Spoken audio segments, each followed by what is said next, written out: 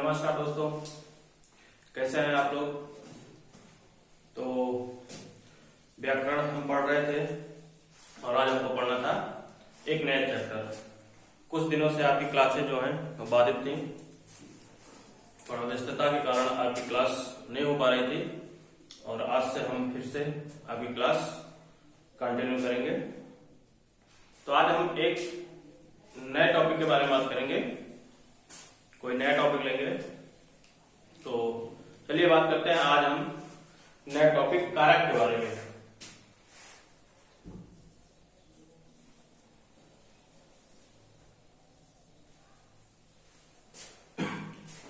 आज हम बात करेंगे कारक के बारे में।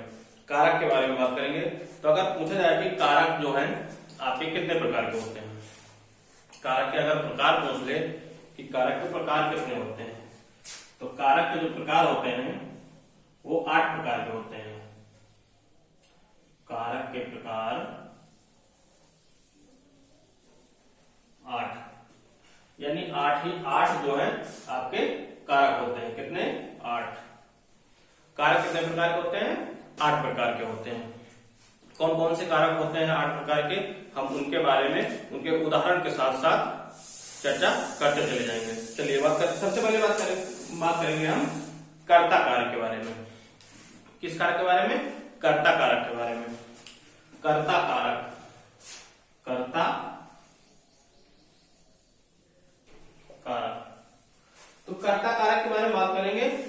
कर्ता का जो कारक है, कर्ता कारक, इसका रूप चिन्ह क्या है। तो एक तरफ वो ये कारक हो गया आपके 8 प्रकार के, ठीक। इसके बाद हम एक तरफ हेडिंग करेंगे कारक और एक तरफ करेंगे रूप चिन्ह। रूप चिन्ह मतलब कि कारक, 8 कारक के बारे में बात करेंगे और उन 8 कारक के जो रूप चिन्ह है जिनसे हम पहचान करते हैं कि ये कारक हो सकता है। तो रूप चिन्ह भी हम जान लेंगे और कारक, और इसकी परिभाषा भी साथ साथ हम जान लेंगे। इसको नजदीक कर देते हैं, रूप चिन्ह, ठीक। सबसे पहले हम बात करेंगे कर्ता कारक के बारे में। किस कारक के बारे में? कर्ता कारक के बारे में। पहला जो कारक है हमारा वो कर्ता, और कर्ता कारक का जो रूप है, रूप चिन्ह जो है वो है ने। क्या होता है? ने। इसका जो रूप चिन्ह हो जाएगा वो हो जाएगा ने। कर्ता कौन होता है? कर्ता वो होता है जो क्रिया को संपन्न करता है। कौन होता है? जो क्रिया को संपन्न करता है। इसकी परिभाषा हो जाएगी जो क्रिया को संपन्न करता है, संपन्न करता है। कर्ता क्या है? जो क्रिया को संपन्न करता है उसको हम कर्ता बोलते हैं। जैसे मान लो एग्जाम में आ जाए, कह दे कि रोहन पढ़ता है, रोहन पढ़ता है। अगर कह दे रोहन पढ़ता है और आपसे पूछ ले इसमें कौन सा कारक है, कर्ता है, कर्म है, करण है, संप्रदान है, अपादान है, इस प्रकार अगर आपसे पूछ ले कि रोहन पढ़ता है तो रोहन पढ़ता में कौन सा कारक है। अब यहाँ पे रोहन पढ़ता है, इसमें रूप चिन्ह नहीं दे रखा है, इसमें रूप चिन्ह नहीं दे रखा है। अगर यहीं पे कह देता रोहन ने पढ़ा, रोहन ने पढ़ा, रोहन ने पढ़ा। देखिए रोहन पढ़ता है, यहां परिभाषा में कहा गया है जो क्रिया को संपन्न करता है, जो क्रिया को संपन्न करता है वही कर्ता होता है। तो रोहन पढ़ता है, पढ़ता है इसका मतलब ये क्रिया को संपन्न कर रहा है। क्रिया को क्या कर रहा है? संपन्न कर रहा है। रोहन ने किताब को पढ़ा, तो यहाँ पे रूप चिन्ह तो आ ही गया है, तो रूप चिन्ह आ गया है तो इसका मतलब ये कर्ता कारक का है। अगर रूप चिन्ह नहीं दे रखा है तो इसकी परिभाषा से ही हम जान लेंगे कि रोहन पढ़ता है, यानी ये दोनों उदाहरण जो हैं कर्ता कारक के हैं। किसके हैं? कर्ता कारक के। जो क्रिया को संपन्न करता है वही कर्ता है। जो क्रिया को मतलब संपन्न करता है वही कर्ता है। भाई रोहन पढ़ता है, क्रिया संपन्न कर रहा है, और रोहन ने पढ़ा, तो यहाँ पे सीधी सी बात है, यहाँ पे रूप चिन्ह आ गया, तो सीधी सी बात है अगर रूप चिन्ह ने आ गया तो ने का मतलब होता है कर्ता। इसके बाद हम अगले बात करेंगे कर्म के बारे में। कर्म के बारे में, ये हो गया आपका कर्ता, ये हो गया आपका कर्ता। कर्ता के बाद है कर्म।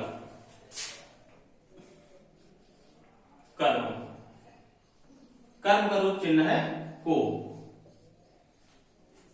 कर्म कारक का जो रूप चिन्ह है वो को है। और कर्म कारक क्या होता है? जिस पर क्रिया संपन्न किया जाए, जिस पर क्रिया संपन्न किया जाए।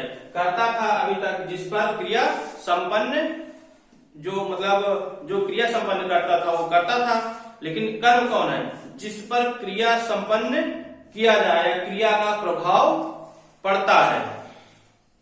जिस पर, इसकी परिभाषा हो जाएगी, जिस पर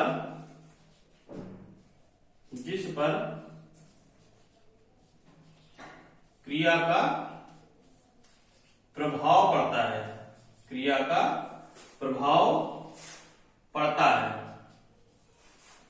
जिस पर क्रिया का प्रभाव पड़ता है उसको बोलते हैं कर्म।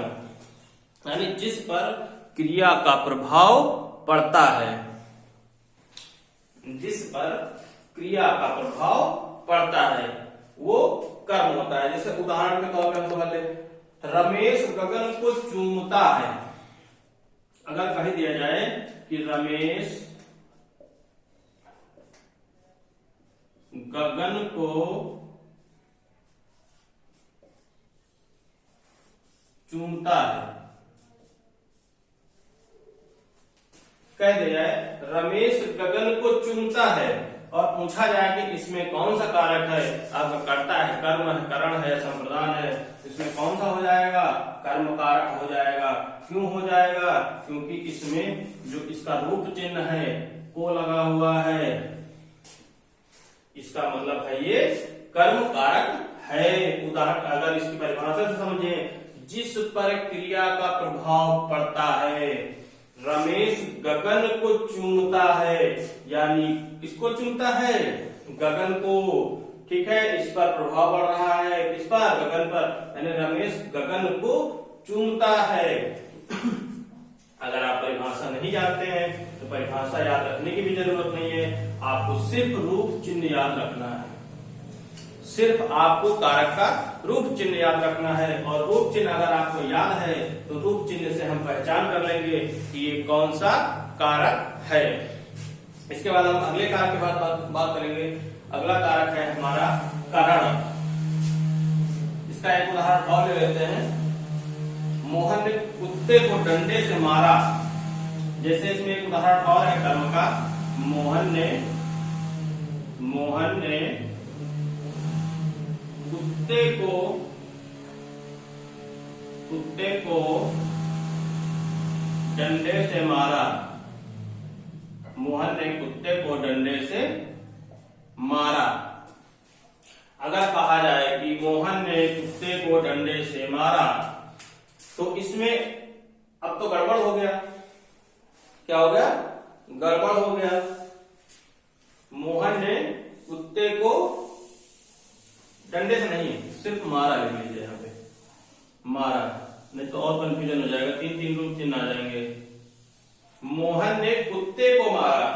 अब यहाँ पे कर्ता का भी रूप चिन्ह है और कर्म का भी रूप चिन्ह है।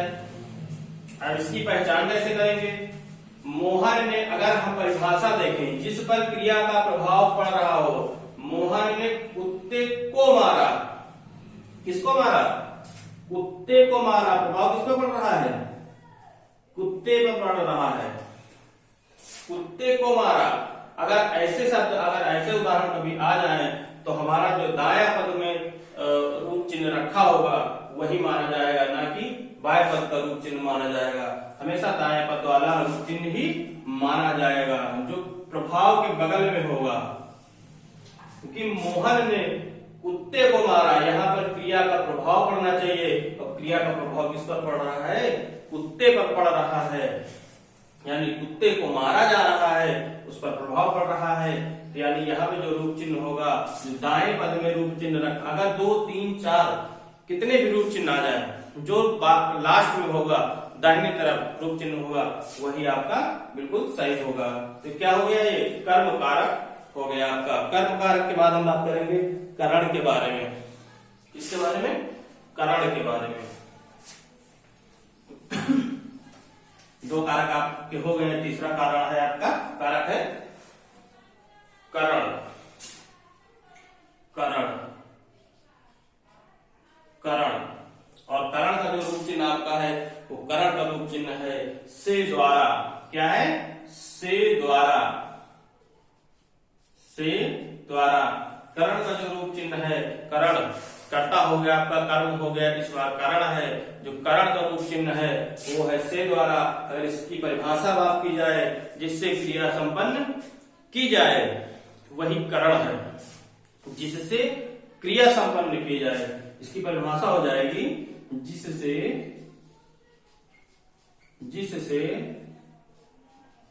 क्रिया संपन्न की जाए। जिससे क्रिया संपन्न की जाए वही करण होता है। यानी जिससे क्रिया संपन्न की जाए, जिससे क्रिया संपन्न किया जाता है से द्वारा, यानी जिससे क्रिया संपन्न किया जाता है वही करण होता है, करण कारक होता है। इसकी अगर हम बात करें उदाहरण की, तो जैसे कहा जाए कि बच्चे फुटबॉल से खेलते हैं। बच्चे फुटबॉल से खेलते हैं, यानी जो बच्चे हैं वो फुटबॉल से खेलते हैं। बच्चे फुटबॉल से खेलते हैं। फुटबॉल से खेलते हैं। बच्चे फुटबॉल से खेलते हैं। अगर यहाँ पे बात की जाए कि कौन सा कारक है, तो यहाँ पे कौन सा कारक हो जाएगा? बच्चे फुटबॉल से खेलते हैं, यानी यहाँ पे से आ गया है तो इसका जो रूप चिन्ह है से द्वारा है, यानी बच्चे फुटबॉल से खेलते हैं, या इसका मतलब कि ये करण है। अगर एक उदाहरण और हम ले लें तो पूरा समझ में आ जाएगा। राम ने रावण को तीर से मारा। अभी मैंने आपको बताया था, राम ने रावण को तीर से मारा। तीर से मारा। राम ने रावण को तीर से मारा। अब देखिए यहाँ राम ने रावण को तीर से मारा, तो यहाँ एक आपका ये रूप चिन्ह आ गया, कर्ता का आ गया, एक आ गया कर्म का आ गया और एक करण का आ गया। तो मैंने आपको बोला था कि जो दाहिने पद में होगा रूप चिन्ह वही माना जाएगा। तो दाहिने पद में दाहिने तरफ कौन है रूप चिन्ह? से है। से का मतलब करण होता है। जब भी किसी निर्जीव चीज के बारे में बात की जाए तो समझ लीजिए वहां पर करण कारक होगा। यानी कि अगर निर्जीव कोई निर्जीव चीज है तो वहां पे करण कारक होगा। क्या होगा? करण कारक। और हमेशा अगर कई रूप चिन्ह आ जाए, जैसे यहाँ पे 3 रूप चिन्ह आ गए, 3 रूप चिन्ह से हमसे मतलब नहीं है, हमको सिर्फ ये देखना है कि जो दायां पद है, दाएं पद में कौन सा रूप चिन्ह है, और उसी से हम जान लेंगे कि ये किस कारक का रूप चिन्ह है। हमेशा दाएं पद में रूप चिन्ह का प्रयोग करेंगे। किसका प्रयोग करेंगे? दाएं पद में। जो भी दाएं पद में रूप चिन्ह होगा उसी से पहचान हो जाएगा कि ये किसका है। चलिए इसके बाद हम बात करते हैं, आपके 3 कारक हो गए और जो 5 कारक बचे उसके बारे में बात कर लेते हैं। कर्ता हो गया आपका, कर्म हो गया, करण हो गया। इसके बाद हम बात करेंगे संप्रदान। इसके बाद बात करेंगे संप्रदान के बारे में।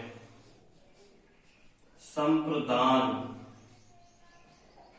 संप्रदान हम बात करेंगे संप्रदान। संप्रदान का जो रूप चिन्ह है, इसका रूप चिन्ह है के लिए। के लिए जो इसका रूप चिन्ह है इस संप्रदान कारक का जो रूप चिन्ह है, इसका रूप चिन्ह क्या होगा संप्रदान का? के लिए। यानी जब कार्य किसी दूसरे के लिए किया जाए, जब कार्य किसी दूसरे के लिए किया जाए, इसकी परिभाषा हो जाएगी जब कार्य किसी दूसरे के लिए किया जाए, किसी दूसरे के लिए किया जाए। जब कार्य किसी दूसरे के लिए किया जाए, यानी रूप चिन्ह में सीधा सीधा कहा गया है के लिए संप्रदान मतलब होता है जब कार्य किसी दूसरे के लिए किया जाता है तो वहां पे संप्रदान कारक होता है। कौन सा कारक होता है? संप्रदान कारक होता है।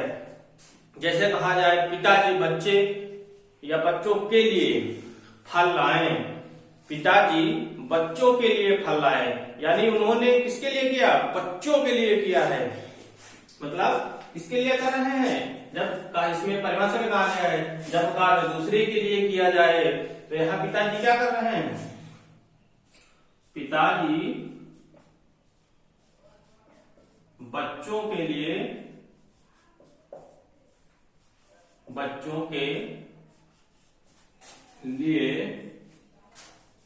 फल लाए।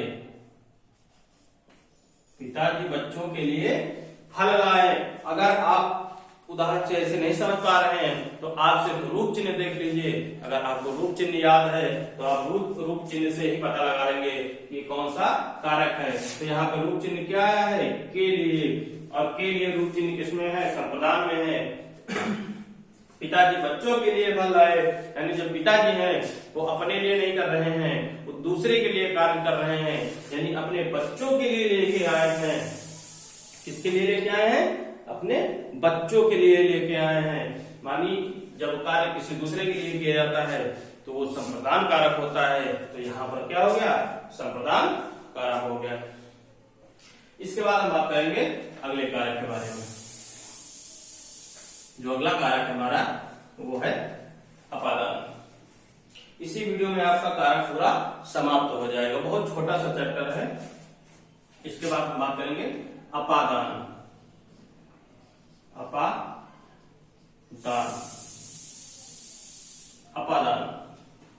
अपादान का जो रूप चिन्ह होता है वो से होता है, यानी पृथक होता है, केवल से होता है। से द्वारा नहीं होता है। एक में कहा गया था से द्वारा, लेकिन यहाँ पे केवल रूप चिन्ह जो है वो से होगा।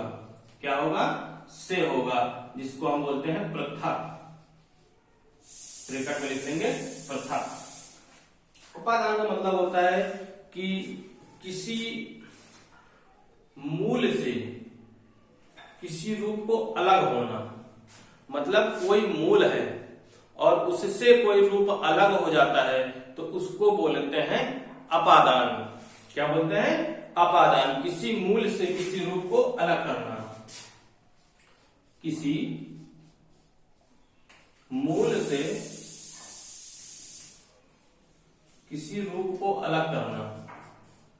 किसी रूप को अलग करना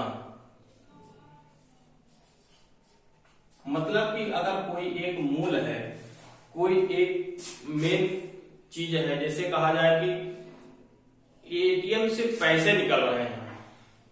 एटीएम से पैसे निकलना क्या हुआ? अलग हुआ।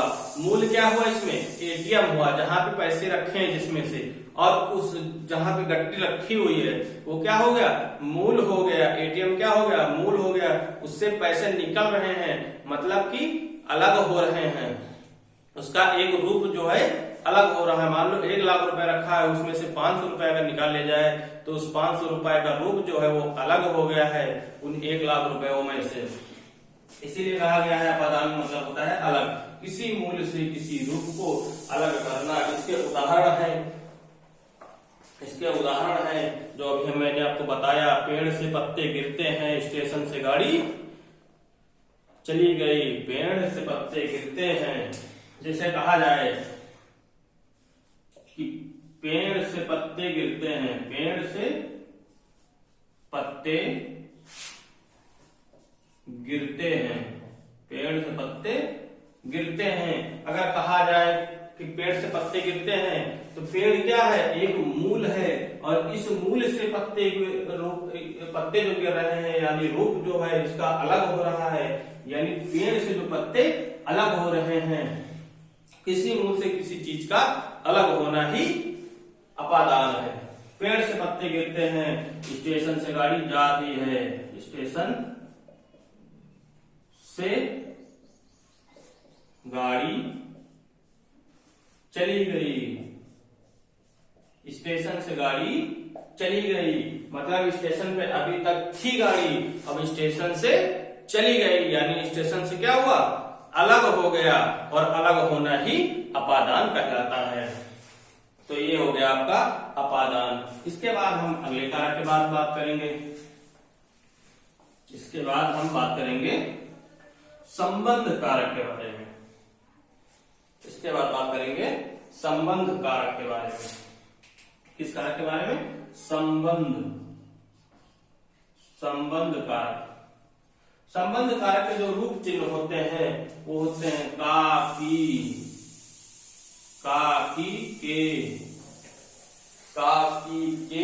रा, री, रे, का, की, के, रा, री, रे, ये इसके रूप चिन्ह होते हैं। संबंध होता है, संबंध का मतलब होता है किसी वस्तु से आपका संबंध बताया जाए। जब संबंध किसी दूसरी वस्तु से ज्ञात हो, जब संबंध किसी दूसरी वस्तु से ज्ञात हो तो वहां पर क्या होगा, संबंध कारक। जब संबंध की परिभाषा हो जाएगी, जब संबंध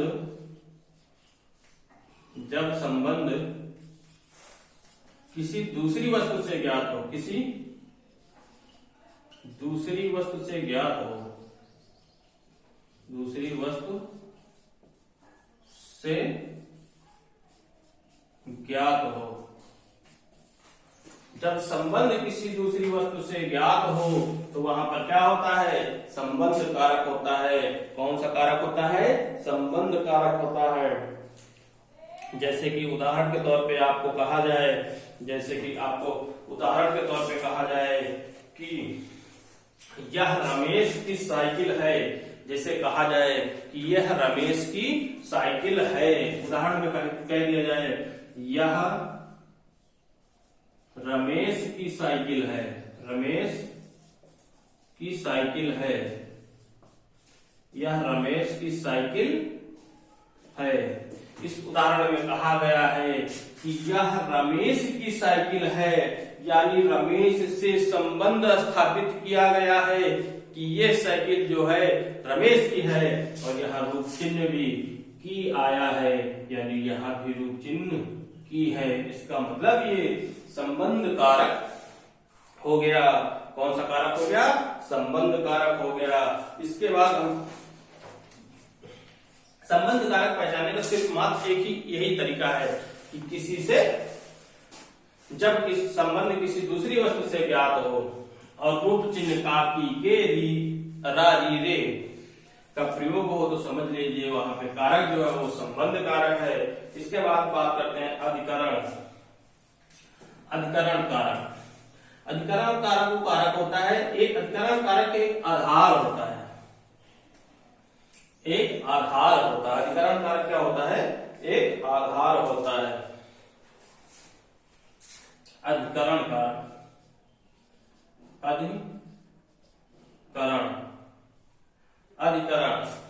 अधिकरण कारक का मतलब होता है में या पर। इसका रूप चिन्ह जो होता है में पर, यानी हम कह सकते हैं कि आधार ही में या पर। इसका जो रूप अधिकरण का रूप चिन्ह होगा में और पर, यानी इस में और पर मतलब होता है आधार। इसकी परिभाषा हो जाए किसी का आधार, इसलिए सीधा हम कह सकते हैं कि किसी का आधार। क्या कहेंगे? किसी का आधार। क्या कहेंगे? किसी का आधार। जैसे कहा जाए, उदाहरण के तौर पे कहा जाए कि चिड़िया डाल पर बैठी है। जैसे कहा जाए चिड़िया डाल पर बैठी है। उदाहरण में जैसे कहा जाए कि चिड़िया डाल पर बैठी है। डाल पर बैठी है। चिड़िया डाल पर बैठी है, तो चिड़िया कहाँ पे बैठी है? डाल पर बैठी है। इसका मतलब जो डाल है वो आधार है। क्या है? डाल क्या है? आधार है। डाल पर बैठी है यानी रूप चिन्ह क्या आ गया? पर का प्रयोग हुआ है। इसका मतलब ये अधिकरण कारक हो गया है। इसमें सीधा सीधा कहा गया है आधार, किसी का आधार। चिड़िया कहाँ बैठी है? डाल पर बैठी है। डाल क्या हो गया चिड़ियों का? डाल क्या हो गया? इसमें आधार हो गया। और अगर आधार हो गया तो इसका मतलब है कि कारक जो है वो अधिकरण कारक हो गया है। और जो लास्ट कारक आपका बचा हुआ है वो है संबोधन कारक। कौन सा कारक है? संबोधन कारक। संबोधन कारक, किसी को संबोधित करना ही संबोधन कारक होता है। किसी को ही संबोधित करना ही संबोधन कारक होता है। संबोधन कारक एकदम आसान होता है। संबोधन कारक तो सभी लोग पहचान जाते हैं। संबोधन कारक में जैसे कहा जाए हे, अरे, इन शब्दों का प्रयोग होता है। अरे, अजी, कहते नहीं घर में अजी सुनते हो? अजी, अहो, इन शब्दों का प्रयोग होता है जब किसी का संबोधन किया जाता है। तो कहा जाता है हे, अरे, अजी, अहो। इन संबंध का, इन रूप चिन्हों का हम प्रयोग करके किसी को संबोधित करते हैं। क्या करते हैं? संबोधित करते हैं। जब किसी को उपनाम से, एक तरह से ये क्या है? आपके उपनाम है। जब किसी को उपनाम से पुकारा जाता है तो उसे संबोधन कहते हैं। परिभाषा क्या हो जाएगी? जब किसी को उपनाम से पुकारा जाए, उपनाम से पुकारा जाए, जब किसी को उपनाम से पुकारा जाए तो उसे क्या बोलते हैं? संबोधन। क्या बोलते हैं? संबोधन। जब किसी को उपनाम से पुकारा जाए तो उसको बोलते हैं संबोधन। क्या बोलते हैं? संबोधन। जैसे कहा जाए कि हे राम मदद करो। हे राम मदद करो यानी संबोधन किया गया किसको? राम को। हे राम मदद करो। हे राम मदद करो। कहा गया है हे राम मदद करो। इसमें रूप चिन्ह भी आ गया है ये वाला, और रूप चिन्ह यानी ये उपनाम है। हे राम मदद करो। हे राम यानी उपनाम से उनको बुलाया जा रहा है कि हे राम मदद करो। किस नाम से? उपनाम से बुलाया जा रहा है। तो ये हो गए आपके कारक। आपके कारक जो हो गए वो है समाप्त। कारक कितने प्रकार के बताए गए थे?